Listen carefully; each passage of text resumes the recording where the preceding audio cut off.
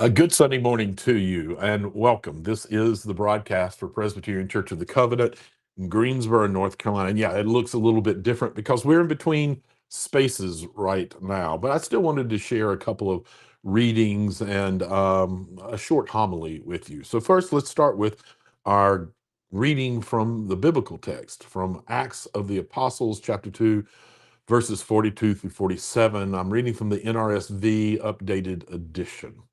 And this reading comes from the earliest days of the Jesus movement when faith was shaped less by buildings and more by tables, really.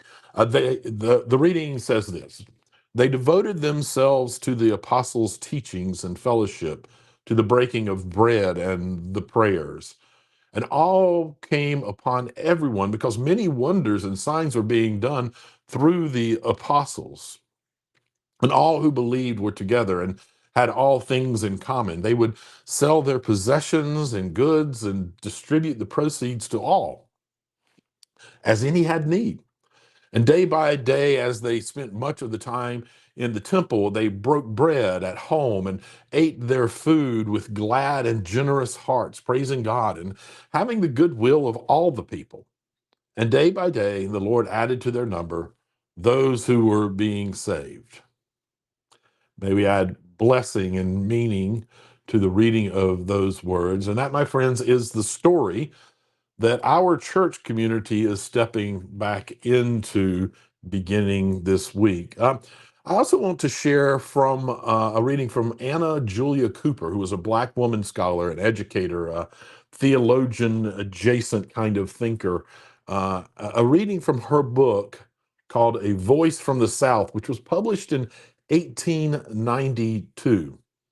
She says this: the fundamental agency under God in the regeneration, the recreation of character is the home. It's the unit of society, the first school of the affections, the place where individuals learn sympathy, patience, mutual help, and the meaning of shared responsibility. Whatever strengthens the home strengthens the community. Whatever ennobles the life lived together ennobles the world. My message today is entitled Upper Rooms and Living Rooms. So if you're watching this online and you haven't been following our church's journey closely, well, first of all, welcome. You're joining us at an important moment. For a long time, our community gathered in a building that held our stories, weddings and funerals, laughters, tears, doubts, and more coffee than any sacred space should probably contain. But recently, we made the decision to sell the building and began in a new chapter as a house church community, gathering literally across the street in a shared home. Today is our first Sunday out of the building. And fittingly, we're not quite in the new space yet either. So here we are, between what was and what will be, meeting online this Sunday as we're in transition, which makes this moment not just logistical, but deeply theological. Because from the very beginning, Christianity has lived more comfortably in rooms than in structures. The early Jesus movement did not begin with sanctuaries. It began in borrowed spaces, upper rooms, living rooms, dining rooms where faith mixed with food and real life. When Jesus shared his most intimate meal, it wasn't in a temple. It was upstairs in a room someone else owned, around a table pressed into service for love. And after his death, his followers didn't, retreat into religious buildings to figure out what came next. According to the Acts of the Apostles, they devoted themselves to community, to shared teaching, to prayer, and breaking of bread. They ate together with glad and generous hearts. Faith took shape around tables and not on stages, which tells us something important. This move we're making, it isn't a downgrade, it's a remembering. Living rooms are vulnerable spaces. You can't hide easily in a house. You notice who's missing more easily. You hear each other breathe. You hear kids playing outside, dogs barking, coffee percolating, real life showing up. House church is not smaller church, it's closer church. It asks different questions, not how many of us showed up, but who's being cared for? Not did we do it right, but did anyone feel less alone? Not was it polished, but was it honest? For some of us, the building represented stability and safety. For others, it carried exhaustion or even complicated memories.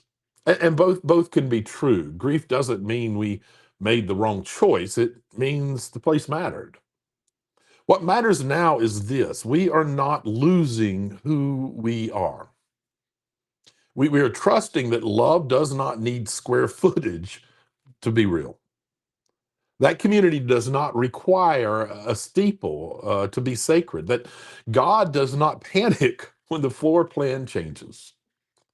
This season invites us to loosen our grip on performance and deepen our commitment to presence. It invites us to rediscover what exactly makes church, what makes it church. Not drywalls and pews, but people choosing each other, showing up, sharing life, carrying one another's burdens, gathering strength for the work of the world. For those who are watching today who have been burned by church buildings that promise safety but maybe delivered them harm, hear this. Faith can look different. It can be gentler. It can be smaller and still be powerful. And for those grieving what was, you're not being asked to forget. You're being invited to carry the best of that forward. And for those who are excited about what's next, hold that hope generously, making room for others, to catch up with us.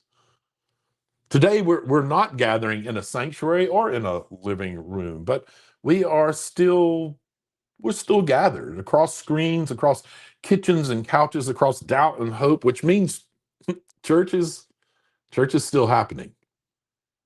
And soon, when we finally sit together in that house across the street from where we last gathered, it won't be because the space is perfect. It will be because love showed up first. Upper rooms, living rooms, borrowed spaces. Holy ground shows up wherever people choose each other over fear. We are still here. And well, that is more than enough. Amen. Well, thank you for joining us today. And I hope that you'll join us again next week, Sunday at 11 a.m. Eastern Time, for our first gathering in our